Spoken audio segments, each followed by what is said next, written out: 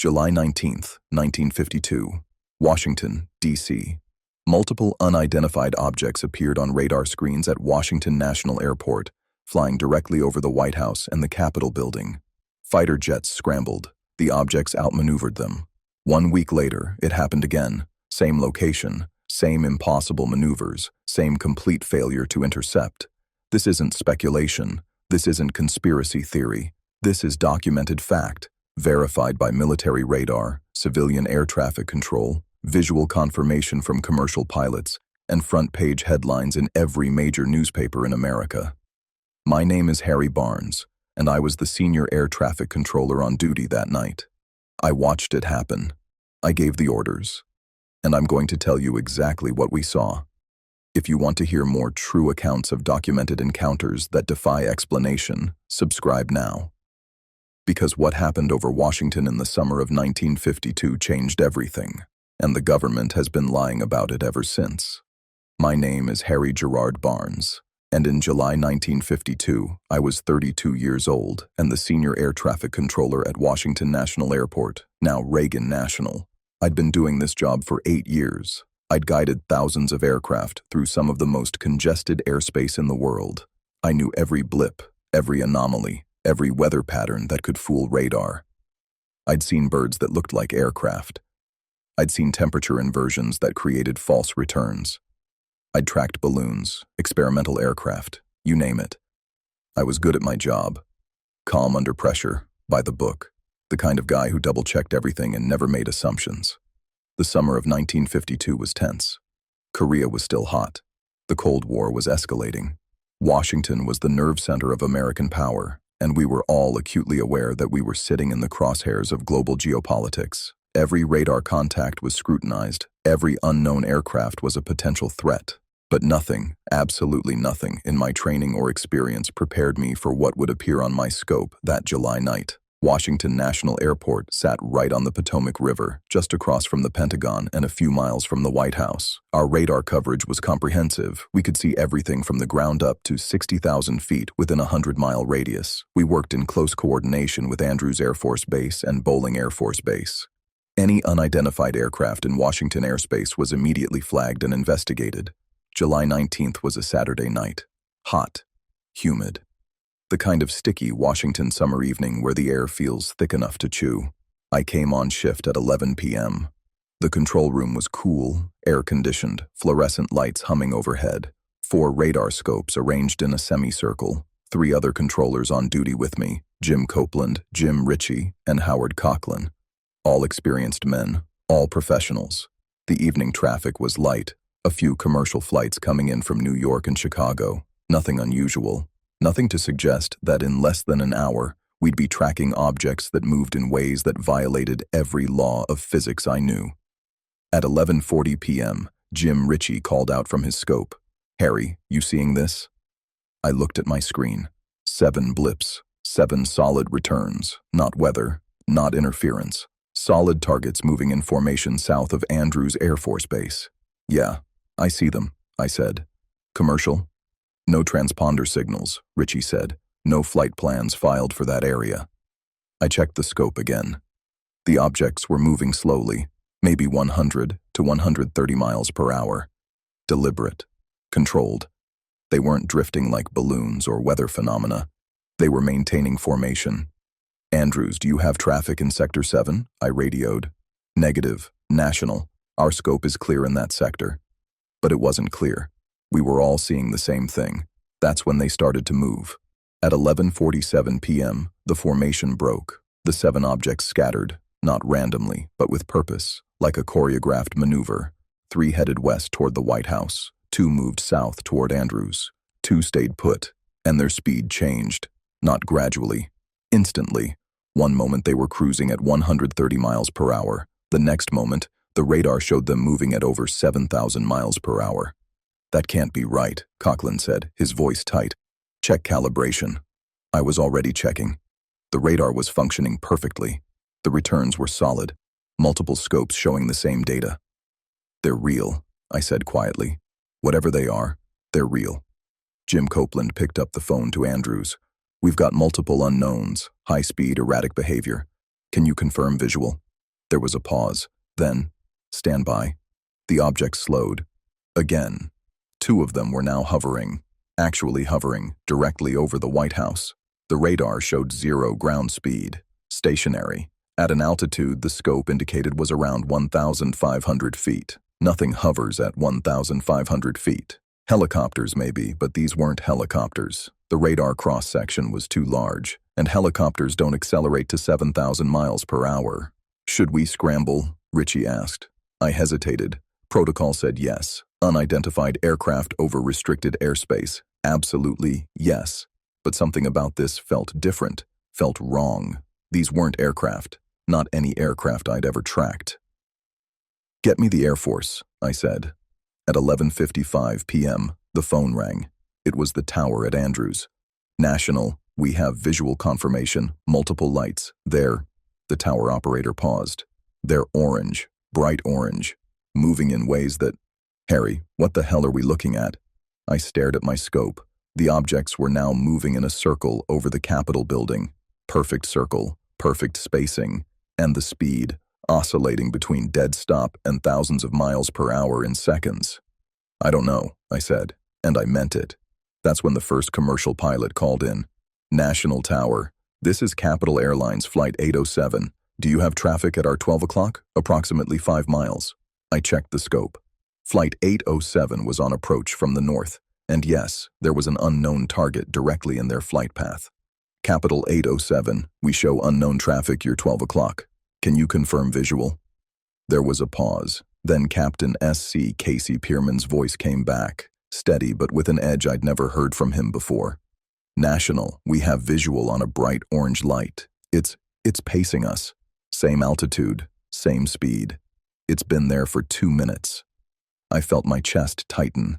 Casey Pierman was one of the most experienced pilots flying the DC route. 15 years, thousands of hours. Not the kind of man who spooked easily. Capital 807, can you describe the object? Negative solid shape, just the light, very bright orange, almost like a flame but steady, not flickering. And national, it's maintaining exact distance. When we slow, it slows. When we adjust altitude, it adjusts. Understood, Capital 807. We're tracking it on radar. Maintain course and report any changes. Roger that. But Harry, he used my first name, which he never did on radio. What is it? Unknown, Casey. Just unknown. Another voice cut in. National Tower. This is National Airlines Flight 2826. We also have visual on multiple orange lights to our west. They're moving fast. Faster than anything I've ever seen.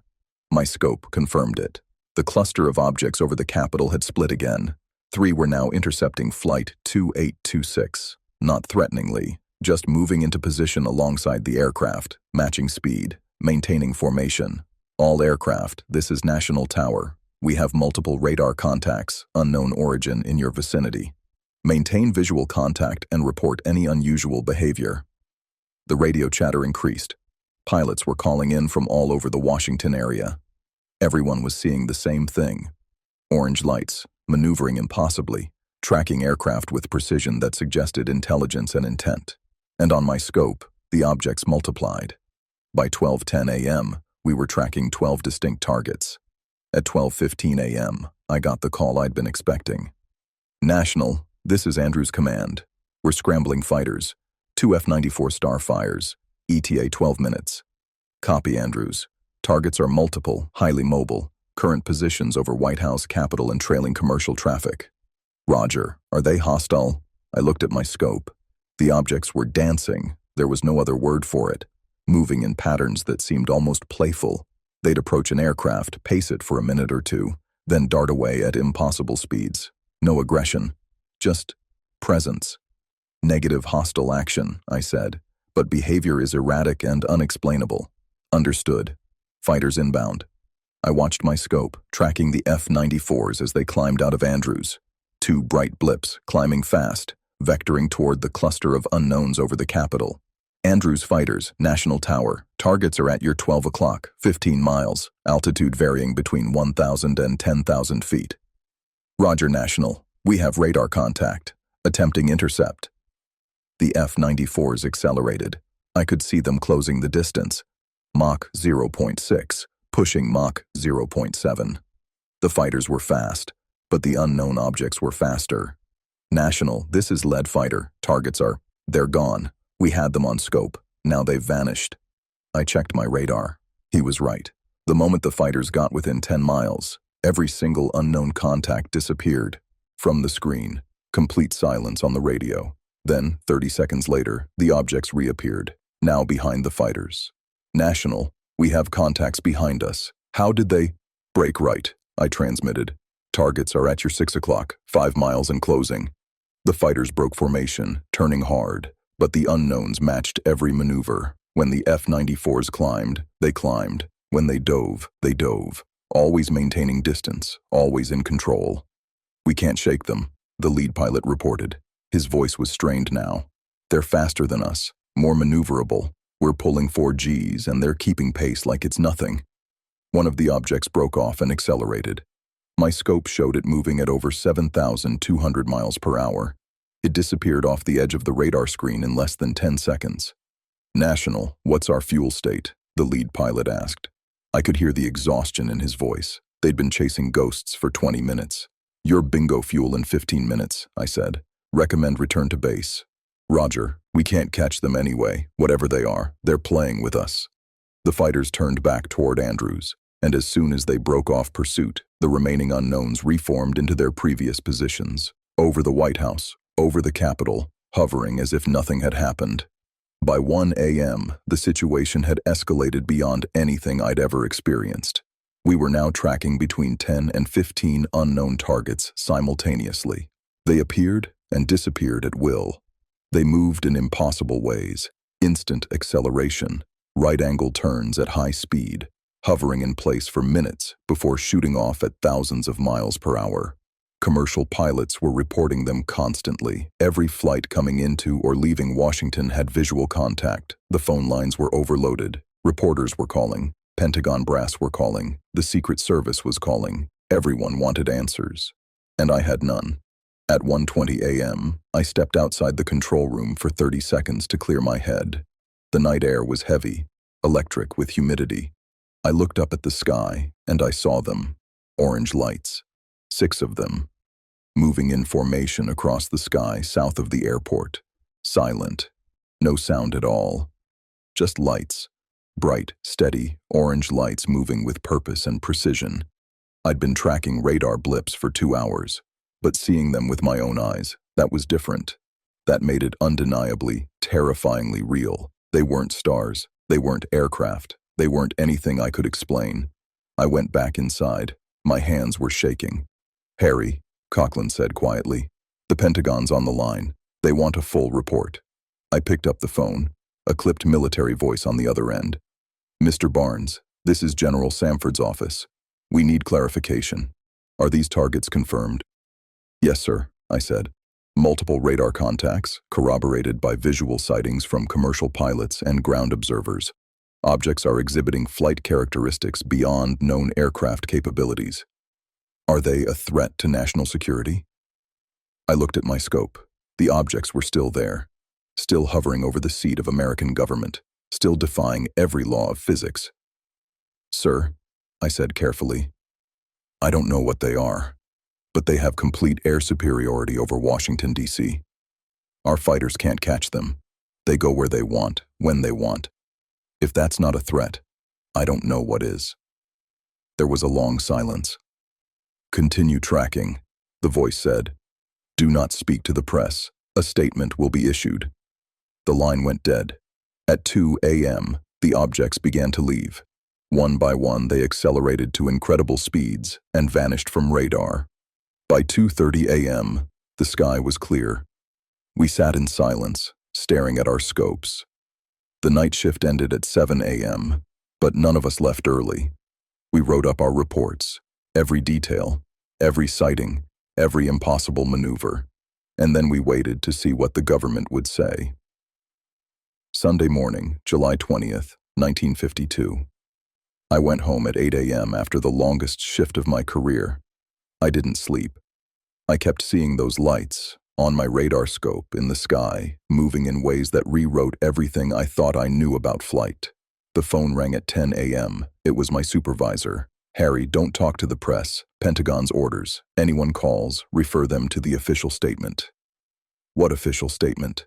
"They'll issue one this afternoon. Just keep your head down." I turned on the radio. Every station was covering it. Unidentified objects over Washington. Mystery lights baffle air traffic control.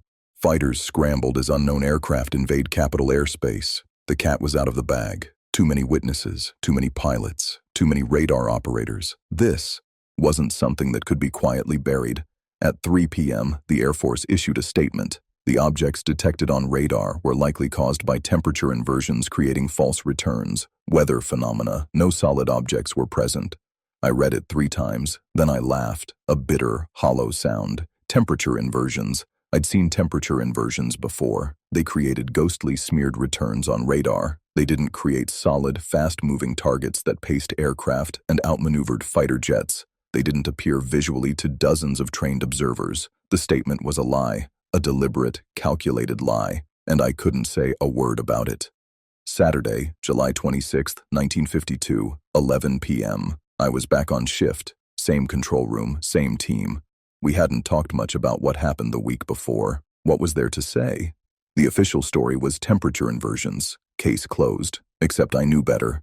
We all knew better. At 11:30 p.m., Jim Ritchie's voice cut through the quiet hum of the control room. "Harry, they're back." I looked at my scope. My stomach dropped.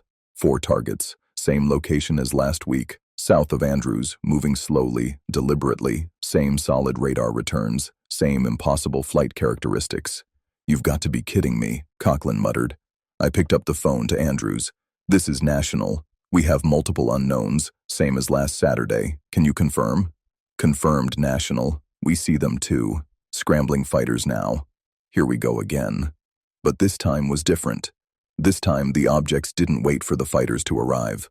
The moment Andrews confirmed the scramble, the unknowns split formation and headed directly into Washington airspace, over the White House, over the Capitol, over the Pentagon, and this time, they brought friends.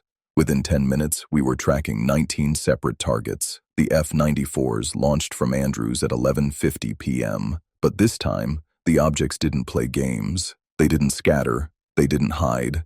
They came right at the fighters. National. We have visual, multiple orange lights, 12 o'clock level, 3 miles and closing fast. I watched my scope. The unknowns were accelerating, 1,000 miles per hour, 2,000, 4,000. The fighters were sitting ducks. "Break off," I transmitted. "Break off now." Too late. The objects blew past the fighters at impossible speed, then looped back around. They weren't just evading now, they were demonstrating. National. These things they're surrounding us. We're completely boxed in. I could hear the fear in the pilot's voice. These were combat-trained Air Force officers, and they were terrified. "Do you have a firing solution?" Andrews' command asked. There was a pause. "Negative. They're too fast, too maneuverable. We can't lock on." "Stand by." The unknowns held formation around the fighters for 90 seconds, long enough to make the point. Then, as if on cue, they accelerated straight up and disappeared from radar. Climbing at speeds our scopes couldn't even calculate. The fighters returned to base, fuel exhausted, nerves shattered. But the objects weren't done. At 12:45 a.m. they reappeared, this time directly over the White House at an altitude of less than 1,000 feet. I picked up the phone. Secret Service is going to lose their minds. "They already have," my supervisor said. He'd come in when the second wave started. "President Truman wants answers, the Pentagon wants answers, and we're giving them weather balloons and temperature inversions." That's insane. That's orders. Commercial flights were diverted. The airspace over Washington was essentially shut down, and still the objects remained, hovering, maneuvering, demonstrating complete control over the most protected airspace in the world.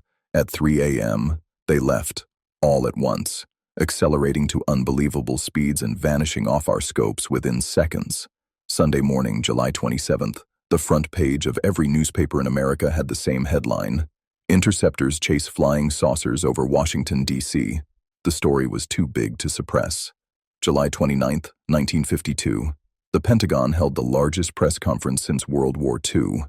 I wasn't invited. None of the controllers were, none of the pilots, none of the actual witnesses. Major General John Samford stood at the podium and calmly explained to the world that what we'd seen, what had been tracked on radar by multiple installations, what had been visually confirmed by commercial pilots and military personnel, what had outmaneuvered the best fighter jets in the American arsenal, was nothing more than temperature inversions and radar anomalies. He showed charts. He cited atmospheric conditions. He spoke with authority and confidence. And he lied. I watched it on television in the break room at Washington National. The other controllers watched with me. Nobody said a word. What could we say? The press bought it. Most of them anyway. A few reporters asked pointed questions. What about the visual sightings? How do you explain the speeds recorded on radar? Why couldn't the fighters intercept them? But Samford deflected smoothly. Weather, atmospheric conditions, optical illusions, radar ghosts. The American public, desperate for rational explanations, accepted it. Case closed. Except it wasn't. Let me tell you what we actually saw. Not the sanitized Pentagon version. Not the temperature inversion fairy tale. The truth. We tracked solid objects on radar, not ghostly returns, not smeared blips. Solid contacts that moved with purpose and intelligence. We watched them hover in place for minutes at a time, something no aircraft could do in 1952. We watched them accelerate from 0 to over 7,000 miles per hour in seconds, exceeding the speed of any known aircraft by a factor of 10. We watched them make right-angle turns at high speed, maneuvers that would rip apart any conventional aircraft. We watched them appear and disappear at will, as if they could control when and how they were detected. Commercial pilots with thousands of hours of flight time saw them visually. Orange lights, bright as flares, moving in formation, pacing aircraft, responding to the presence of fighters. Military pilots in F-94 Starfires, the fastest interceptors we had, couldn't catch them, couldn't outmaneuver them, couldn't even get close enough to identify them. The objects demonstrated complete air superiority over Washington, D.C., over the White House, over the Pentagon, over the Capitol building. They weren't hostile, they didn't attack, they didn't threaten, but they made it crystal clear that they could go wherever they wanted, whenever they wanted, and there wasn't a damn thing we could do about it. And the most terrifying part, this wasn't an isolated incident. Reports started coming in from all over the country, similar objects, similar behavior. July 1952 became the biggest UFO flap in American history, over 1,000 sightings in a single month, radar confirmations, visual confirmations, military encounters. Something was in our skies, something that defied our understanding of physics, of aviation, of reality itself, and the government chose to lie about it. The weeks following the Washington sightings were strange. There was pressure, not overt threats, nothing that direct. But I received a visit from two men in dark suits who identified themselves as Air Force intelligence. They were polite, professional. Mr. Barnes, we appreciate your discretion regarding the events of July 19th and 26th. I gave my report to my supervisor and the Pentagon. I said, everything's documented. Yes, and that documentation is now classified. We'd appreciate it if you didn't discuss the details with unauthorized personnel. Unauthorized personnel like who? The press? Anyone not involved in the official investigation? There's an investigation? Of course. These matters are taken very seriously, but public speculation is unhelpful. You understand? I understood perfectly. Shut up or face consequences. Other controllers received similar visits. Pilots were debriefed and told to sign non-disclosure agreements. Radar logs were confiscated and classified. The official story, temperature inversions, became gospel. Anyone who suggested otherwise was labeled a crackpot, a conspiracy theorist, someone who didn't understand basic meteorology. I kept my mouth shut. I had a wife, 2 kids, a mortgage, a career I liked, but I never forgot what I saw. In the years that followed, the Air Force created Project Blue Book, an official investigation into UFO sightings. Captain Edward Ruppelt, who ran the project initially, later wrote a book admitting that the temperature inversion explanation for the Washington sightings was inadequate. He said what we all knew. The objects were real, the radar returns were solid, the visual confirmations were credible, and the explanation given to the public was, at best, Incomplete, but by then, the damage was done. The Washington sightings had been filed away as solved. Weather phenomena, case closed. I retired from air traffic control in 1973. 21 years guiding aircraft safely through the skies. Thousands of flights, tens of thousands of radar contacts, and none of them, not one, behaved like the objects I tracked on those 2 July nights in 1952. I've been asked over the years whether I believe in flying saucers, whether I think we were visited by extraterrestrials. I don't know what they were. I can't prove where they came from, but I can tell you what they weren't. They weren't temperature inversions. They weren't weather balloons. They weren't experimental aircraft. They weren't radar malfunctions or mass hallucinations. They were real. They were solid. They were intelligently controlled. And they demonstrated technology so far beyond ours that our best fighters looked like children's toys in comparison. It's been 72 years since that July night. I'm long retired. Most of the pilots who saw the objects are dead. Most of the controllers are dead. The documentation remains classified or has been lost, but the truth hasn't changed. Something was over Washington in July 1952, something that moved in ways that violated our understanding of physics, something that demonstrated complete control over the most protected airspace in America, and the government chose to lie rather than admit they didn't know what it was, or worse, that they couldn't stop it. In recent years, the Pentagon has begun to acknowledge that unidentified aerial phenomena are real. Pilots are coming forward. Radar operators are sharing their stories. Slowly, grudgingly, the official narrative is changing. But it took 70 years. 70 years of witnesses being dismissed, ridiculed, silenced. I'm telling my story now because I don't have much time left, and because the truth deserves to be heard. On July 19th and July 26th, 1952, something flew over the White House, over the Capitol, over the Pentagon, something that outperformed our best aircraft, something that appeared and disappeared at will, something that demonstrated intelligence, control, and technology we couldn't begin to understand. I don't know what it was, but I know what I saw, and I know the government lied about it. We like to think we're in control, that we understand our world, that we have answers. But what happens when something appears that defies all our answers? When our technology can't compete? When our explanations fall apart? What happens when we realize we're not alone and we're not in charge? That's what happened over Washington in 1952, and they're still lying about it. My name is Harry Barnes. I was the senior air traffic controller at Washington National Airport on the nights of July 19th and 26th, 1952. I know what I saw. Believe me or don't. But ask yourself this: if it was just weather, just temperature inversions, just radar ghosts, why did they scramble fighters? Why did they hold the largest press conference since World War II? Why did they classify the documentation and silence the witnesses? You don't cover up the weather, you cover up the truth. That's what happened over Washington, D.C. in July 1952. The largest mass UFO sighting in American history, documented by radar, confirmed by pilots, witnessed by thousands, and dismissed as weather balloons by a government that didn't want to admit it had no answers. Let me know in the comments what you think really happened. And if you want more documented cases like this, real events, real witnesses, real encounters that changed history, subscribe and hit that notification bell. Next week, we're covering the Rendlesham Forest incident.